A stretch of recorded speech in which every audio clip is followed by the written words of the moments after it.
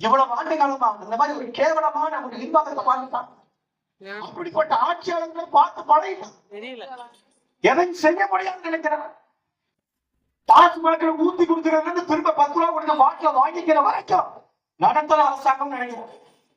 அண்ணன் சொல்றதுலாம் அவனுக்கு தெரியல. ஏதோ கண்ணை வாட்டில விட்ட மாதிரி 49 தலைவர் 457 பக்கம் நாம் தமிழர் ஆட்சியுடைய செயல்பாட்டு வரை நம்ம பிள்ளைகளுக்கு இன்னைக்கு படிக்கிற வழக்கம் போயிடுச்சு. வாழ்க்கை கேட்க அதனாலதான் இப்ப காணொலியாவும் போட்டாச்சு. காணொலியாவும் போட்டு இன்னைக்கு அதை ஒரு பேராசிரியர் கூட எங்க அண்ணன் பாடம். நீங்க பாருங்க இந்த அரசியல் மன்றத்துல இந்த அரசியலுக்கு நீங்க எந்த தலைவர் என் அண்ணனை போல இருக்காங்க. கண்கள் உள்ள போது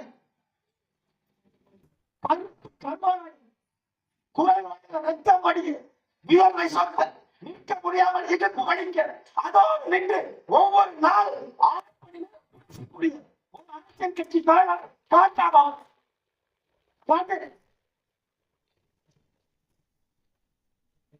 எல்லாமே மேக்கப் போட்டுட்டு எவ்வளவு வருமானம் வரலாம் போறான்னு பாருங்க. அப்படி செஞ்சாலும் எனக்கு தோல்வியை கொடுக்கிற அப்படியே என்ன சொல்றாங்க, இதை வெற்றியடை வச்சா நான் பிரச்சனையை தீர்ப்பேன். எனக்கு நீ தோல்வி கொடுத்தா சும்மா போயிருன்னு சொல்லுங்க. எனக்கு நீ தோல்வி கொடுத்தா உன் கூட சேர்ந்து போராட வந்து நிற்பேன். இப்படி ஒரு தலைமை கிடைப்பான தோல்வியை கொடுத்தா போயிருன்னு சொல்லுங்க. தோல்வியை கொடுத்தா கோபுரம் விட்டுட்டு போயிருன்னு சொல்லுங்க. வெற்றியை கொடுத்தா உன் பிரச்சனை தீர்ப்பேன். தோல்வியை கொடுத்தா போராட்டத்தோடு உன்னோடு நிற்பேன். இவன் தான் தலைவர், இதுதான் கட்சி. அந்த ஆட்சி வரைவு 47 பக்கத்தில் சொல்ற தன்னலமற்ற அன்பான சர்வாதிகார ஆட்சி. சர்வாதிகாரம் ஞாபகத்துக்கு வருவார், முசோலின் ஞாபகத்துக்கு வருவார், எளியவன் ஞாபகத்துக்கு வருவார். ஆனால் அண்ணன் சொல்லுவது தன்னலமற்ற அன்பான சர்வாதிகாரம். எப்படி சர்வாதிகாரத்துல எப்படி அன்பு, சர்வாதிகாரத்துல எப்படி தன்னலம் இல்லாம ஒரு குழந்தை இறக்க போகிறது, அது நோய்வாய்ப்பட்டோ விபத்தோ இலவசத்துல ஒரு குழந்தை இறக்க போகிற சமயத்தில் இந்த மருத்துவம் செய்வார். அதுதான் தன்னலமற்ற அன்பான சர்வாதிகாரம். மருத்துவர் ஊசி போடும்போது, மருத்துவர் அறுவை சிகிச்சை செய்யும் போது அந்த குழந்தைக்கு வலிக்கும். ஆனால் அப்போதுதான் அந்த பிள்ளை உயிரோடு பிள்ளை. இதுதான் தன்னலமற்ற அன்பான சர்வாதிகாரம். அந்த குழந்தையை பொறுத்தவரை அந்த நேரத்தில் மருத்துவர் ஒரு சர்வாதிகாரி தான். ஆனால் அந்த குழந்தை உயிர் பெற்று வந்த பிறகு இவர்தான் உன்னை காப்பாற்றினார். அந்த மருத்துவர் தான் அந்த குழந்தைக்கு கணவனாக இறைவனாக தெரியும். ஆசிரியர் ஒரு குழந்தையை படிக்க வைப்பதற்கு சரியா படிக்கலைன்னா 3 முறை இந்த பாடத்தை திரும்ப 3 முறை எழுது அப்படி சொல்லும் போது அந்த குழந்தைக்கு ஆசிரியர் சர்வாதிகாரி தான். ஆனால் அந்த பிள்ளை படித்து கற்று தேறி வாழ்க்கையில் ஒரு உயர்ந்த இடத்தில் இருக்கும் போது அந்த ஆசிரியர் தான் அந்த குழந்தைக்கு தெரியும். இதுதான் தன்னலமற்ற அன்பான சர்வாதிகாரம். எங்க ஐயா பெருந்தலைவர் காமராஜர் வைகையை திறக்க போகும்போது 300 மக்கள் 300 பேர் நின்று கருப்பு கொடி காட்டுறான் காமராஜர். ஐயா திரும்ப போயிருமான்னு கேட்கிறாங்க. இல்ல விலகி போனேன் அந்த 300 பேரை தாண்டி ஐயா கடந்து போன 2 கிலோமீட்டர் தூரத்துல 10,000 பேர் காமராஜர் வாழ்க அப்படின்னா ஏன் நான் கருப்பு கொடி காட்டணும்? ஏன் கருப்பு கொடி காட்டியவன் 20 கிராமத்தை சேர்ந்தவன். அந்த 20 கிராமத்தை அகற்றிவிட்டதா வழியை கட்ட முடியும். அதற்கு மாற்று இடம் கொடுத்த ஐயா அதை போக சொல்லிட்டார். ஆனால் பயன்பட்டது 500 கிராமங்கள். அந்த 500 கிராமத்துக்காரன் காமராஜர் வாழ்கிறான் 300 குடும்பங்கள் காமராஜர் கருப்பு கொடி காட்டுது. 300 குடும்பத்திற்கு காமராஜர் சர்வாதிகாரியா தெரியுமா? 10,000 பேருக்கு அது தன்னலமற்ற அன்பான சர்வாதிகார ஆட்சி முறையாக தெரிந்தது. இதுதான் வரலாற்றில் உலக நாடுகளில் வளர்ச்சி அடைந்த முன்னேறிய ஒழுக்கமான கட்டுப்பாடு உள்ள எல்லா நாடுகளிலும் அன்பான சர்வாதிகாரம். சிங்கப்பூர் விடுதலை முன்பதாக ஒரு தீண்டத்தகாத தேசமாக இங்கிலாந்து பேரரசு மேலவை நாடுகள் சொல்லி விடுதலை பெற்ற பிறகு என்கின்ற ஒரு மகத்தான மகன் வந்தார். அவரும் இதே முறையில் தான் ஆட்சி செய்தார். தன்னலமற்ற அன்பான சர்வாதிகார ஆட்சி இன்று உலகில் மிக சிறந்த நாடாக இந்த சிங்கப்பூர். சிங்கப்பூர்ல 12 முறைக்கு மேல் 13வது முறையா போக்குவரத்து இருந்தேன்னா ஓட்டுநர் உரிமம் ரத்து. சிங்கப்பூர் ஓட்டுநர் ரத்து. நம்ம ஒன்றாக ஓட்டுவாங்க. அதே போலதான் உலக நாடுகள்ல போய் இங்க இருந்து போய் எங்க இருப்பாங்க தெரியாது. ஆனால் அங்கெல்லாம் வைங்கார்பானமா சரியாக கொண்டு போய் பயிர்களை நிறுத்துவான். எந்த இடத்துல சிறுநீர் கழிக்கணும் அங்க போய் தான் கழிப்பான். எங்க எச்சிக்கு போகணுமோ அங்கதான் கொடுப்பான். ஒழுக்கமா வருவான். போக்குவரத்து விதிகளை பூரா கடைபிடிப்பான். ஆனா அவனே நம்ம நாட்டுக்கு இங்க வந்தோட தலையில இருப்பான். அதற்குதான் ஐயா அப்துல் கலாம் சொல்றாரு, அளவு கடந்த சுதந்திரம் தான் நீங்க நம்ம கைது. அளவுக்கு அதிகமான சுதந்திரம். அப்ப என்ன சொல்ல வர்றாரு? அன்பான சர்வாதிகார ஆட்சி முறைதான் சிறந்தது. ஐயா உள்ளடக்கமா சொல்ற. ஐயா நிறைய சொல்ற ஒரு நேர்மையான சர்வாதிகாரியாக இருக்க முடியும். அதைத்தான் அன்றைய நாம் தமிழர் கட்சியினுடைய ஆட்சி செயல்பாட்டு வரையில 47வது பக்கத்துல தன்னலமற்ற அன்பான சர்வாதிகாரம் நடத்த அது இருந்தால்தான் இந்த நாடு உருப்படும். ஜெயலலிதா பெண்ணிஸ் வழக்கு தீர்ப்பு வருது. ஒன்று வீழ்த்து மரண தண்டனை அப்படின்னு தீர்ப்பு வருது. 2 மரண தண்டனை தீர்ப்பு வருது. அடுத்த நாள் பணமரத்துல ஏறி தண்டனை இருக்கலாம்னு காலையில் 4 பேரை சொல்றாங்கன்னா இது அன்பான ஆட்சி முறையா இருந்தாவே தான் நடக்குமா? அதனாலதான் நடக்குது. ஆனா இந்த இடத்துல தன்னலமற்ற அன்பான சவால்கள் ஆட்சி இருந்துச்சு. சுப்பைதான் திரும்ப சொல்றா கல்வியருக்கு சொல்ற கல்வியை திரும்ப சொல்லியா வாரி கல்வியை சொல்லியா வாரி கல்ல கண்ணவன் கட்டவனால 4 பேரை போட்டு தள்ளிட்டு நீ இதை பண்ணினா நீ யோசி நாட்கள் சட்டை யாரும் தெரியுமா? ஏழை எளிய சாமானியனுக்கு படிக்காத இவனுக்கு தான் சட்டம்.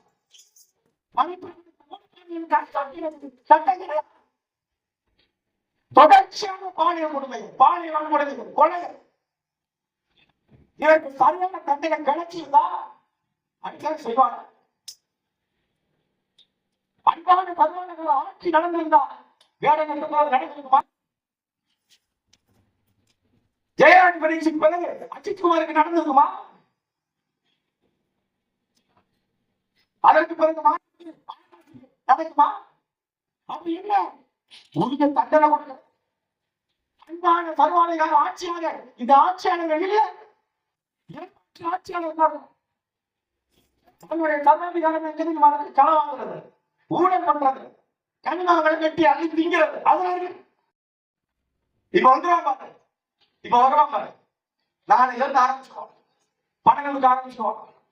தெரு தெருவா வருவான், வீடு வீடா வருவான், ராத்திரில குடும்பக்கார மாதிரியே வருவான், தட்டி கொடுப்பான். இத்தனை தேர்தல் பறக்கும் படை இருக்கும் போது எப்படி இருந்துச்சு? எப்படி இந்த தேர்தல் பறக்கும் படை லட்சணத்தை பாருங்க. இந்த தேர்தல் பறக்கும் படை லட்சணம் மெயின் ரோட்ல தான் நிப்பாங்க. எங்கேயாவது சந்து கொண்டு தேடி யாரையா பிடிச்சு பார்த்திருக்கா? யாரையா சோதனை பண்ணி பார்த்திருக்கா? 4 வழிச்சாலை நிற்கிறாங்க. 4 வழிச்சாலை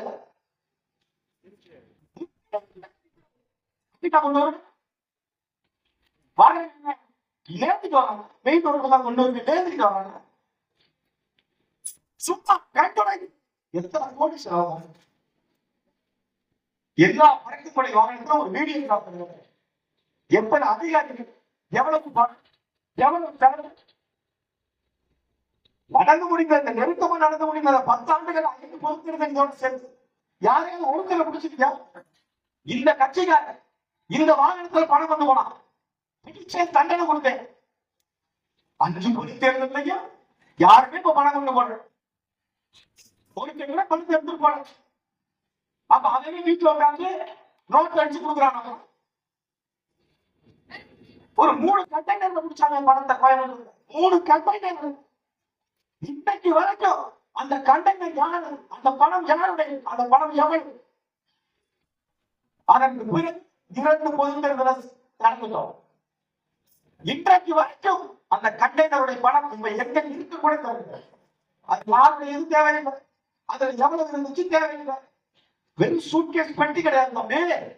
3 கண்டெய்னர்ல பணம் இருக்குன்னா அது எவ்வளவு கோடி இருக்கும் தெரியல. யாருக்கு தெரியல, எங்க இருக்குது தெரியல, எவ்வளவு தெரியல. உங்களுக்கு எதுக்கு நான் தேவையில்லாம இந்த செலவு இந்த பணத்தை பண்ணி என் வண்டியை 25 முறை பண்ணிட்டான். 25 முறை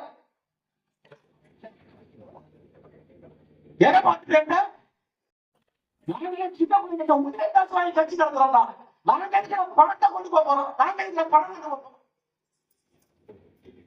சோதனை பண்ணுறோம். இந்த பிஞ்சியை நடக்கிறது துணிமணிகளை எடுத்து போறது. திருமணம் அடிக்கடி திரும்ப கிளம்புறது. கிளம்புல 10ஆம் கிலோமீட்டர்ல திருமணம் துணிமணிகளை எடுத்து போட்டு சோதனை பண்றது. பார்க்க நானு ஒரு பிஞ்ச கணக்கமாக பிஞ்ச சிறப்பு எடுத்து வச்சிருக்கேன். நிக்கிட்ட சத்தியம் பண்ணிக்கு பார்க்கிறேன். நீ தேவைப்பட்டு எடுத்தோடி பிஞ்ச சிறப்பு ஒரு பிஞ்ச வழக்கமாக வாடகை கேட்டு நீ ஏழாவது பிஞ்ச வழக்கமாக கேட்டுறியாட்டு பணம் தான் கொண்டு போக கூடாது. பிஞ்ச வழக்கமாக சிறப்பு கொண்டு போக கூடாது இருக்கா? பாத்துக்க. ஆட்சிகள் இல்லாதப்ப இதை செய்வோம்னா நாங்க ஏறி உள்ள போயிட்டோம்னா வச்சிருக்கிற செருப்பு வழக்கமாக வச்சு அட்டி போய் ஆச்சு ஆடிவா. அதிகாரத்தில் இல்லாதப்ப காட்டலாம். அதிகாரத்துக்கு முதல்ல எடுத்துட்டு ஆட்டிப்போம்.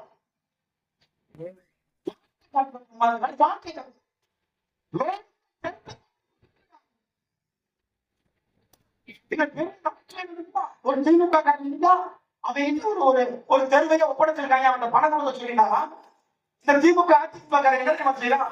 அதை எடுத்து 5 ஓட்டா 5000 எடுத்து 3 ஓட்டா 3000 எடுத்து இவ்வளவு கேவலம் கட்டு போயிடுச்சு திமுக அதிமுகவும். தன்னுடைய கட்சி. ஆனா அந்த கட்சிக்கு வாக்களிக்க தன் வீட்டுக்கு என்ன பண்ணும் எடுத்து வச்சுட்டு வாக்களிக்கக்கூடிய கேடகட்ட நேரத்தி திமுகவும் அதிமுகவும் போனதற்கு பிறகு நீ அவனுக்கு வாக்களிச்சா வாக்களிச்சு வாயில போட்டுக்காங்க. நீ ஒன்னே கெடுத்து உன் பிள்ளைகளை கெடுத்து உன் பேர பிள்ளையை கெடுத்து அடுத்த தலைமுறையை கெடுத்து இந்த மண்ணை கெடுத்து இந்த இனத்தை கெடுத்து அதான் சொல்றாங்க பாருங்க. பணத்துக்கு வாங்கி இடத்துக்கு தூக்கிடாது. தூக்கு பெரிய பித்தியம்.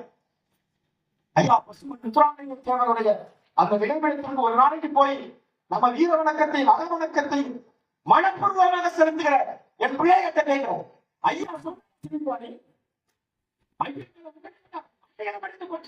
தெரியுமா? இந்திய விடுதலைக்கு நேதாஜி என்ற படையில முதல்வராக நின்றவர் எங்களை வார்த்தைகள் மதிக்கிறா.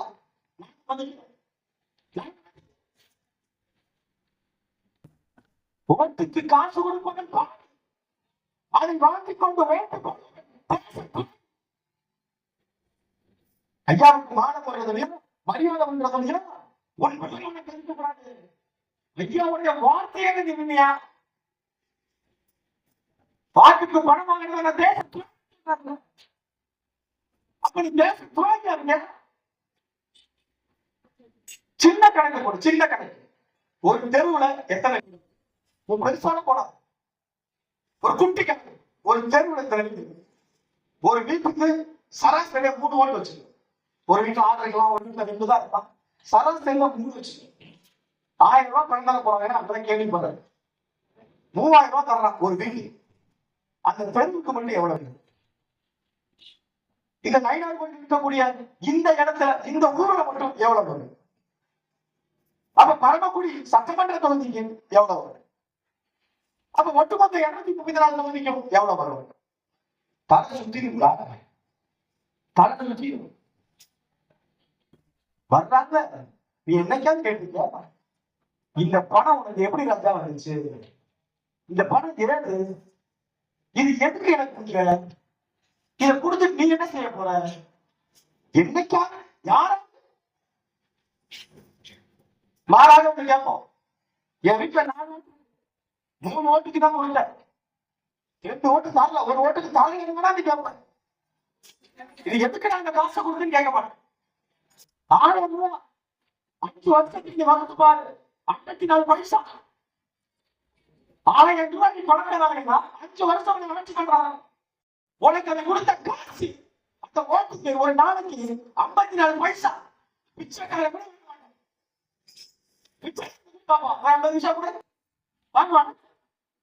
அந்த காசை உனக்கு கொடுக்குறாங்க. அதை வாங்கி எடுத்து ஓட்டு போன எவ்வளவு நீங்க மதிப்பிக்க வாக்குகளை ஒரு நாளைக்கு 54 பைசா இன்னைக்கு அம்மையார் சொல்லியிருக்காங்க, மிகப்பெரிய உண்மையை சொல்லியிருக்காங்க. அவங்களுக்கு நேற்று ஒரு பேச்சு இன்னைக்கு ஒரு பேச்சுன்னாங்க. அன்னைக்கு அவங்க என்ன சொன்னாங்கன்னா, பாடியில் வன்கொடுமை நடக்குது, போதை பொருள் நடமாட்டம் நிறுத்தி சொன்னாங்க. எப்ப திமுக கூட்டணிக்கு வர்றதுக்கு முன்னால சொன்னாங்க. இப்ப கூட்டணிக்கு வந்த பிறகும் நேற்று சொல்லியிருக்கிறாங்க. எப்படி கூட்டணியில தான் இருக்காங்க, 10 சீட்டு வாங்கியிருக்காங்க, 500 கோடி நோட்டு வாங்கியிருக்காங்க. நேற்று சொல்லியிருக்காங்க. ஆனா திமுக ஆட்சியில பாலியல் வன்கொடுமையும் போதைப் பொருள் கலாச்சாரம் இருக்கு. அதை தவிர வேற ஏதாவது சொல்லிருக்காங்க. அவன் பாத்துக்க, கூட்டணியில் இருக்கக்கூடிய ஒரு கட்சியே அந்த கட்சியின் தலைமையில ஆமா இந்த ஆட்சியில போதைப் பொருள் கலாச்சாரம் இருக்கு, அது இல்லாம இல்லைன்னு பேசுறாங்க. அப்ப இதெல்லாம் பார்க்கணும். நாங்க உடனே திமுக பத்தி பேசணும்னா இதுல அதிமுக பத்தி நம்ம பேசலன்னு நினைக்க கூடாது. எங்களை பொறுத்த வரைக்கும் 2 கர்மம் நன்றாதையும் ஒண்ணுதான் நமக்கு. திமுக செஞ்சது நம்ம பேசுறோம்னா அதிமுக செஞ்சது அவ்வளவுதான். நம்ம உனக்கு எல்லாமே ஒரே தராசா. காங்கிரஸ் பாரதிய ஜனதா அதிமுக திமுக எல்லாம் நமக்கு ஒரே. பொள்ளாச்சுன்னா இங்க அண்ணா கொலை கிடைக்கிறாங்க, அவ்வளவுதான் வித்தியாசம் 2 பேருக்கு. அங்கடி ஜெயராஜ் கணேசா இங்கிட்ட அஜித் குமார், அவ்வளவுதான் வித்தியாசம். அதனால என்னடா நீங்க அவங்க பேசுற அப்படின்னு நினைக்காத, 2 பேரும் ஒண்ணுதான். இங்கே கற்பழிப்பு அங்கேயும் கற்பழிப்பு, இங்கேயும் கனிமவள கொள்ள அங்கேயும் கனிமவள, இங்கேயும் ஊழல் அங்கேயும் ஊழல், இங்கேயும் கொலை அங்கேயும் கொலை. கொடநாடு கொலை முடிச்சாங்க. கொடநாடு முன்னாள் முதலமைச்சருடைய பங்களா மாநில, அந்த மாநிலத்துக்கு உள்ளதே கொலை நடக்குது. அதை கூட கண்டுபிடிச்சு அதிமுக கொலை பண்ணுச்சு. திமுக 5 வருஷம் ஆண்டுச்சுல, திமுக 5 வருஷம் ஆண்டுச்சுல எங்க பிடிச்சிச்சு? கொடநாடு கொலை எங்க பிடிச்சிச்சு? சட்டம் ஒழுங்கு சீரழி நாட்டுல. அஜித் குமார் கொலை வழக்கு சிபிஐ சொல்லுது நகையை கண்டுபிடிக்க முடியும், இருந்தாலும் கண்டுபிடிப்பா. அப்படி ஒரு நகையே இல்லையே, நிக்கிட்டா நகையை கொண்டு வந்து கண்டுபிடிக்க முடியாது தெரியுமா? அதுக்காக சிபிஐ போறோம். சிபிஐ சொல்லுது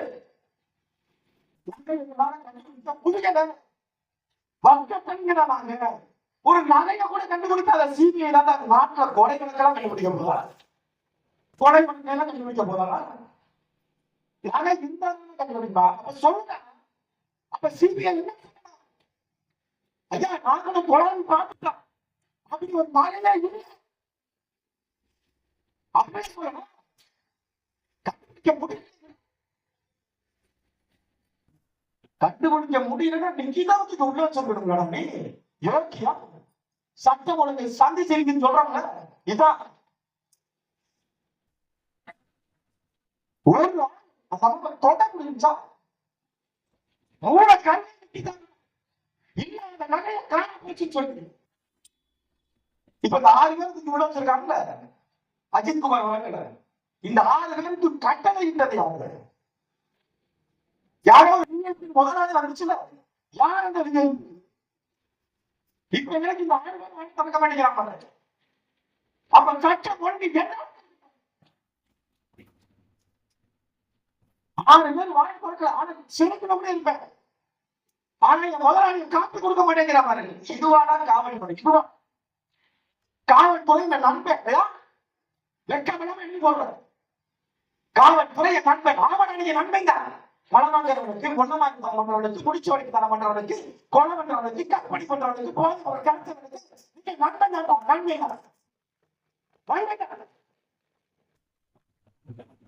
ஜெயலலிதா நம்ம எல்லாம் பெருமையா பேசிக்கிறோம். 9 பேர் மேல இரட்டை மரண தண்டனை பெருமையா பேசிக்கிறார். இன்னும் அவனுக்கு 5 வாய்ப்பு வெளியே வர்றதுக்கு 5 வாய்ப்பு இருக்கலாம். அதனாலதான் இந்த சீலப்பார் இன்ஸ்டியூட் 9 பேருக்கு இரட்டை மரண தண்டனை கெடாமாடு வந்து சிரிச்சுட்டே வருது. கெடாமாடு ஏதோ தியாகி மாதிரி வந்து அப்படி வண்டியில ஏறுது. ஏன் தெரியுமா? அவனுக்கு தெரியும் இது சும்மா. இந்த 9 பேர் விட்டு அருமையான தீர்வுங்க. சரி, இப்போதைக்கு அது அருமையான தீர்வு வச்சுக்குவோம். இதுல முக்கியமான 2 குற்றவாளிகள் வழக்கு தெரியுமா? வழக்குக்கு உண்மையான அடிச்சு துவைச்சிட்டீங்க, காயமாயிடுச்சு, நேரம் பொருத்தி கொண்டு போக முடியாது, சட்டத்துல இடம் இல்லை. ஒரு அரசு மருத்துவர்கள் போய் காத்திட்டு அவங்களுக்கு உடன்தகுதி இருக்குன்னு சொன்னாதான் சிறைக்கு கொண்டு போக முடியும். நீ கூட்டிட்டு போனீங்களா? ஒரு அரசு மருத்துவமனை கொண்டு அரசு மருத்துவர் மின்னித்தா அப்படிங்கிறவங்க கூட்டிட்டு போனீங்க. அவங்க ஏன் தப்பா இந்த வழக்குக்கும் அவங்களுக்கும் என்ன சம்பந்தம் இருக்கு? சொல்லுங்க. இறைவன் குற்றவாளி. டாக்டர் மின்னித்தா இறைவன் குற்றவாளி. அடிச்சுட்டாண்டா சாயல் மாதிரி ஒரு செத்த அளவுக்கு அடிச்சிருக்காங்கன்னா அவனை கொண்டு வந்து முன்னாடி நிறுத்தினப்ப இவர்கள் இருவருக்கும் உடல் தகுதி இருக்கு சொன்ன டாக்டர் மின்னித்தாதான் முதல் குற்றவாளி. அன்னைக்கு மட்டும் அவங்க தான் படித்து வந்த மருத்துவத்துறைக்கு உண்மையா இருந்திருந்தாங்கன்னா 2 பேரும் உயிரோட பொழைச்சிருப்பா. இந்த 9 பேரும் சின்ன தண்டனையோட போயிருப்பான். ஆளுநர் பார்க்காம சாகு நிலையில் உள்ள 2 பேரும் சிறையில் வைக்க தகுதியான உடல்நிலையில் இருக்காங்கல்ல, சான்றிதழ் கொடுத்தாரு. அப்பதான் குற்றவாளி. அதற்கு பிறகு ஒரு மேஜிஸ்ட்ரேட் இதை வாங்கி இந்த உடற்தகுதியை வாங்கிட்டு மேஜிஸ்ட்ரேட்ட போனோம். வீட்டுல சட்டம் அவர் என்ன செஞ்சாரு? இவர்களை உள்ளே போடலாம், 15 நாளைக்கு நடக்கூடாது. 2 நாள் செஞ்சு போனோம்.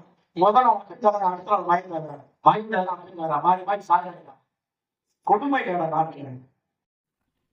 அப்பனுக்கு முன்னால மகனை நிர்வாணமாக, மகனுக்கு முன்னால அப்பனை நிர்வாணமா வச்சு 2 பேரும் பார்க்க மகன் அடிக்கும் போது அப்பா பார்க்கும்போது மகன் அடிக்க, மகன் பார்க்கும் போது அப்பா படித்து ஒரு காவல் நிலையத்துக்குள்ள துடிக்க 2 பேரை கொண்டிருக்காங்க.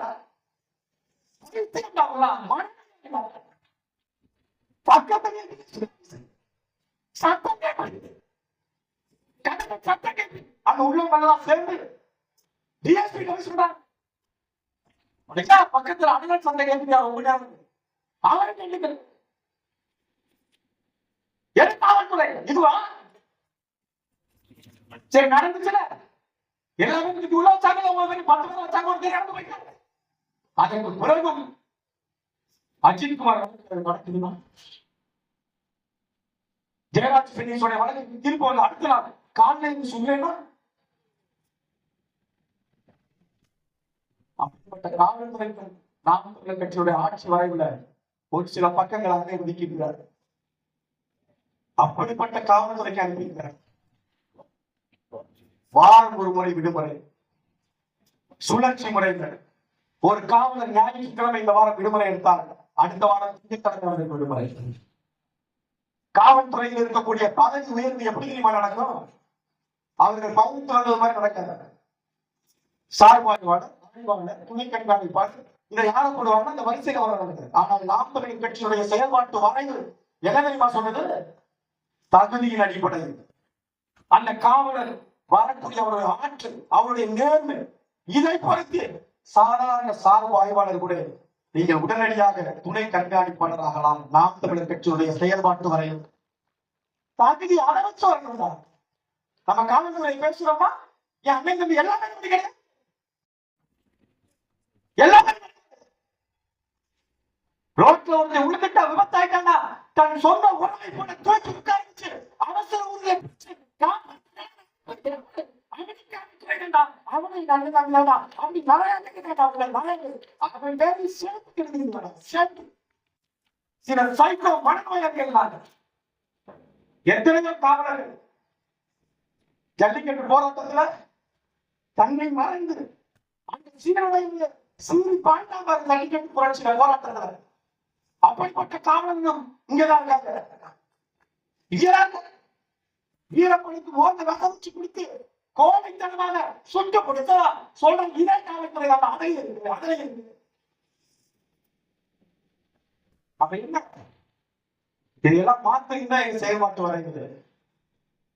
ஆண் காவலர்களுக்கு 8 மணி நேர பணி, பெண் காவலர்களுக்கு 6 மணி நேர பணி. உளவியல் ரீதியாக அவர்களுக்கு மன வளர்ச்சிக்காக அவருடைய மனநிலை பாதிப்பை ஏற்படும்போது அவர்களுக்கான கவுன்சில் ஆலோசனை எல்லாத்தையும் ஒட்டுமொத்தமாக அடக்கி இந்தியாக சொல்றாங்க. இந்த காக்கி சட்டையை பார்த்து பார்த்து மக்கள் வெறுத்துட்டான். காக்கி சட்டையை பார்த்தாலே வெறுப்பாக அவனை நண்பனாக ஏற்க முடியல. அப்ப என்ன சீருடை மாற்றாங்க, நீல நிறத்தில் சீருடைய மாற்று, சீருடை முறை மாற்றப்படுகிற செயல்பாட்டு வரைவு இத்தனை மொத்தம் 49 வரைப்பு செயல்பாட்டு வரைவு. குப்பை மேலாண்மைக்கும் செயல்பாட்டு வரை கொடுத்திருக்காரு. குப்பை மேலாண்மை, குப்பை நாங்க எப்படி சரி செய்வோம், எப்படி எடுத்தோம். உதாரணம் கொடுக்குறாரு, ஜப்பான் கொடுக்குறாரு.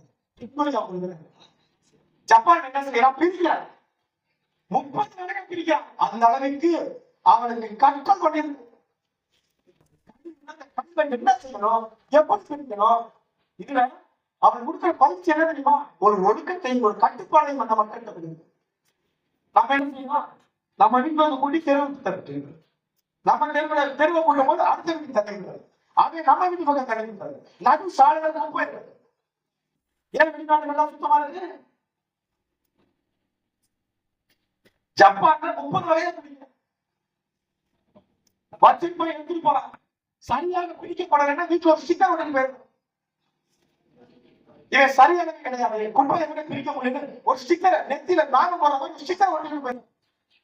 தென்கொரியா வீணான உணவை மறுசுழற்சி செய்யறாங்க. அந்த உணவு பொருளை கொண்டு தனியா வச்சுக்கிறாங்க. இடம் போடுறாங்க, இடம் போட்டு இத்தனை கிலோ இருக்குதா அத்தனை கிலோ காசு, 10 கிலோ குப்பை கிடையா, அந்த 10 கிலோக்கு இவ்வளவு பணம் நீ தரணும். எடுத்துட்டு போறது. அப்ப என்ன, அவன் நாட்டுல வீணாக போகக்கூடிய உணவை அவனே குறைச்சிடும். உணவு வீணாக வீணாச்சுனா நம்ம தான் அந்த குப்பைக்கு காசு கொடுக்கணும். இப்ப அன்னைக்கு சொல்றாங்க செயல்பாட்டு வரீங்களா, ஒவ்வொரு வீட்லையும் உரக்குடி இருக்கு. உரக்குடி ஒவ்வொரு வீட்லையும் குடி தோல்வி வச்சுக்கிறாங்க. மக்கள் உணவு பொருள் எல்லாத்தையும் அந்த போடு, காய்கறிகளுடைய அந்த வேஸ்ட் வீணானது அதை போடு. உரக்குடி அதுக்கு பேரு.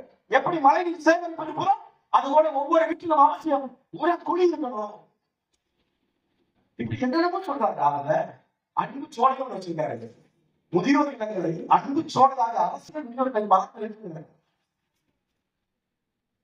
தலைமையில் சூழல் இல்லாத அளவுக்கு அவர்கள் குடும்ப பாங்கான கொண்டு போகக்கூடிய அரசியல் நடத்தக்கூடிய அன்பு சோழன் சில பக்கங்கள் இருக்கிறார். 151வது பக்கம் எழுதுபார் அன்பு சோழன். அப்படி கைவிடப்பட்ட பிள்ளைகள் அரசு சம்பந்தப்பட்ட எல்லா மானியங்களும் சலுகைகளும் ரத்து. குடும்ப அட்டை கிடையாது, அடையாள அட்டை கிடையாது. அன்பு சோலை அமைப்பு நாம் தமிழர் கட்சியுடைய ஆட்சி சிறப்பு கிடையாது. அன்பு சோலையே இல்லாமல் அவரவர் குடும்பமாக வளரும். அதனாலதான் இந்த கட்டணம் பெற்றோர்களை கைவிட்டவர். இப்படி எண்ணற்ற விஷயங்களை பேசக்கூடிய ஒரு கட்சி தமிழ்நாட்டில் ஏதாவது ஒரு அரசியல் கட்சி காட்ட, ஏதாவது ஒண்ணு காட்ட, ஒண்ணு ஏதாவது ஒரு கட்சி ஏதாவது இந்த மாதிரி அரசியல் வந்தா இதை செய்வோம் அதை செய்யணும், அது இல்ல. வந்தா இழந்தது வந்தா அதற்கு பூரா பணம் உணவு அவ்வளவுதான். உனக்கு சொல்ல பிச்சைக்காரன் காசுக்கு கையில் உழைக்காம காசை கைதிக்கு பேர் பிச்சை. அது அரசு கொடுத்தா இலவசம் பேர் மட்டும் மாறி போச்சு. இன்னமும் தாண்டி இன்னைக்கு இப்ப வந்து தற்கொலைகள் தாண்டி தாண்டி பொண்டாட்டிக்கு தாண்டி கூட வாங்க தெரிய மக்கள் வணக்கத்துக்கு தான் பொண்டாட்டி வணக்கத்துக்கு கொடுப்பா. சேலை நம்ம உடை பிடிக்கிறாரா? சேலை அவசரம் கட்ட புருஷை போல வைக்கப்படணும் தான் பொண்டாட்டி சேலைக்கு வரிசை இருக்கிறார்கள். தோற்று போராட்டத்துல மார்பர்களுக்கு வரி கொடுக்கணும். மரத்தை ஒன்று தன் மார்பை அறுத்து கொண்டாங்க தோற்று போராட்டத்தில். அப்படிப்பட்ட ஒரு வீரமிக்க விவேகமிக்க மாண்பிக்க ஒரு கூட்டங்களை என்றைக்கு இலவசத்தை ஓட்டுக்கு காசையும் வாங்குறதை நிறுத்தியோ அன்னைக்குதான் அவங்க வாங்க நிறுத்திருந்தது அவங்க இருந்தோம். அப்ப உங்க பிள்ளைகள் சொல்ல வரது என்ன மட்டும் புரிஞ்சுக்கோ. இந்த அரசியலை பேசக்கூடிய ஒரு கூட்டம் ஆகச்சிறந்த அரசியல். இதுவரைக்கும் இந்த நிலத்தை பாடுபடுத்திய ஒரு கூட்டம் 60 ஆண்டுகளுக்கு மேலாக. அப்ப மாற்று அரசியலை முன்னெடுக்கிற சிந்தனை உங்களுக்கு வேணும். அந்த மாற்று அரசியலை முன்னெடுக்கணும்னா நீங்க செய்ய வேண்டியது ஒன்னே ஒன்றுதான். மிக எளிமையான ரொம்ப கஷ்டம். எங்களோட சேர்ந்து போராட்ட சொல்றது, எங்களோட சேர்ந்து சிறைக்கு வாங்க நாங்க சொல்றது. நாங்க சொல்றது ஒன்னே ஒண்ணுதான். ஏப்ரல் 23ஆம் தேதி உங்கள் ஆள்காட்டிகிறது அந்த ஆள்காட்டுகளுக்கு 5 ஆண்டுகளுக்கு ஒரு முறை அதிகாரங்கள் உங்க கைக்கு வந்து கூட நான் சொல்ல மாட்டேன். உங்கள் ஆள்காட்டிகளுக்கு 5 ஆண்டுகளுக்கு வரக்கூடிய அந்த அதிகாரத்தை சரியா பயன்படுத்து. ஏப்ரல் 23 இந்த ஆள்காட்டிகளால் நீங்கள் அழுத்தக்கூடிய அழுத்தம் தமிழ் தேசியத்தின் விடுதலைக்கான அழுத்தமாக இருக்கட்டும். ஏப்ரல் 23ஆம் தேதி இந்த ஆள்காட்டுகள் அழுத்தக்கூடிய அழுத்தம் மாற்று அரசியலுக்கானதான அழுத்தமாக இருக்கட்டும். ஏப்ரல் 23ஆம் தேதி உங்கள் ஆள்காட்டுகள் அழுத்தக்கூடிய அழுத்தம் உங்கள் பிள்ளைகள், உங்கள் பேர பிள்ளைகள், அடுத்த சந்ததிகள் வாழ்க்கையை சிறந்து வாழ்வதற்கான அழுத்தமாக இருக்கட்டும். எங்க அண்ணன் சொல்லுவான், காற்றடிக்கும் திசையெல்லாம் பறந்து போகிற பதறல்கள் என் பிள்ளைகள். மாறாக புயலை அடித்தால் நிற்கக்கூடிய நெல்மணிகள் என் பிள்ளைகள் சொல்றாரு. அப்படி 234 தொகுதிகள் நெல்மணிகள் நிற்பாட்டிருக்கிறார். அதுல ஒரு வீதியை மிக்க நெல்மணிதான் எங்கள் தங்கை இளவரசன். பரவப்படி சட்டமன்ற தொகுதியில் அண்ணன் சீமானுடைய அன்பு தங்கை எங்கள் நாம் தமிழர் கட்சியுடைய வீரியமிக்க நெல்மணி மருத்துவர் இளவரசி அவர்களுக்கு உங்கள் வாக்குகளை 23ஆம் தேதி உங்கள் ஆள்காட்டி வரலாறு அளித்தீர்கள். அவர் சட்டமன்றத்திற்கு போய் சாணி கட்ட மாட்டார், அவர் சட்டமன்றத்திற்கு போய் கையெட்ட மாட்டார். இந்த தொகுதி இந்த மக்களுக்கு என்ன தேவையோ அதை செய்யவில்லை என்றால் ஆட்சியாளர்களுடைய பல்லை உடைத்து விட்டு வருவார். ஏனென்றால் அவர் ஒரு பல் மருத்துவர். சொல்லுவார் பல்ல புரியுது. உண்மையாகவே என் தங்கச்சி எதிர்கட்சியில் அது ரொம்ப கைவந்த கடை. அவங்களுக்கு தொழில்தான் மருத்துவர், அது பல் மருத்துவர். சட்டமன்றத்துல எவனாலும் பேச்ச கேட்கிறானா பல்ல புடிக்கிட்டு வந்துருவாங்க. என் தங்கச்சி தயவு செய்து அனுப்பி வை. ஏப்ரல் 23 நீங்கள் அழுத்தக்கூடிய அடுத்த விவசாய நிற்கட்டும். 2026 படைப்பு புதிய அரசியல் அமைப்பால் வாழ்க தலைவர்.